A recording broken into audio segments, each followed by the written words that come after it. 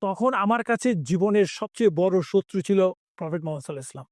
আমি শুধু ভাবতাম কখন তাকে পাবো এবং হত্যা করব। একটা স্টোরি হচ্ছে বিখ্যাত সাহাবা আমর ইবন আল-আস রাদিয়াল্লাহু আনহু। উনি মুসলমান হয়েছেন আসলে হুদাইবিয়ার সন্ধির পরে। হুদাইবিয়ার সন্ধি almost the end of prophet সাল্লাল্লাহু আলাইহি ওয়াসাল্লাম লাইফ অ্যাকচুয়ালি। একদিন আমার বাবাকে শেষ জীবনে কাঁদতে দেখছি। তখন জিজ্ঞেস করলাম বাবাকে, "হোয়াই ইউ আর ক্রাইং?" কারণ আমি তো জানি রাসূল সাল্লাল্লাহু আলাইহি ওয়াসাল্লাম তোমাকে সুসংবাদ দিয়েছেন। সুসংবাদ মানে হচ্ছে বেহেশতের সংবাদ দেওয়া।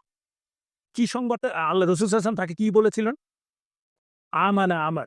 আমর ঈমান এনেছে। আমর has attained the faith. আমর বলতেছে যে কাঁদতেছি কারণ হচ্ছে আমার জীবনে ৩ টা স্টেজের মধ্যে দিয়ে আমি পার হয়েছি।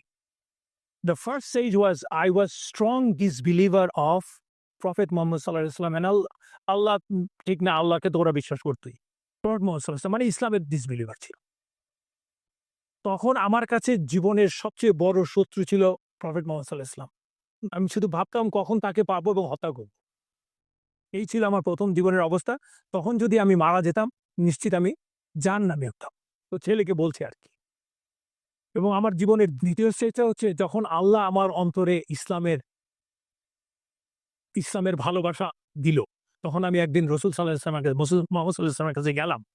যাওয়ার পরে বললাম, "ইয়া রাসূলাল্লাহ, আমি ইসলাম গ্রহণ করতে চাই।" বায়া হচ্ছে প্লেজ অফ অ্যালিজিয়েন্স মানে আনুগত্যের অঙ্গীকার করা। "আমি আপনার কাছে বায়াত দিতে চাই।" রাসূল সাল্লাল্লাহু আলাইহি ওয়াসাল্লাম তখন হাত বাড়ালেন। হাত বাড়ানোর পর আমর সেই হাত নিজের হাত আবার সরায় নিল। "তুমি চাইলা ইসলাম গ্রহণ করতে তুমি হাত সরায় নিচ্ছ।" বলছে তখন আমি তাকে রাসূল সাল্লাল্লাহু আলাইহি ওয়াসাল্লামকে বললাম, "ইয়া রাসূলাল্লাহ, আপনি আমাকে কথা দিতে হবে যে আপনি ইউ উইল ফরগিভ মি।" কারণ সে তো জানতো সে উহুদের যুদ্ধে, বদরের যুদ্ধে, খন্দকের যুদ্ধে কি করছে। ওরা কি করেছে আরকি। কতটা অত্যাচার করেছে রাসূল সাল্লাল্লাহু আলাইহি ওয়াসাল্লামকে এবং তার সাহাবাদেরকে।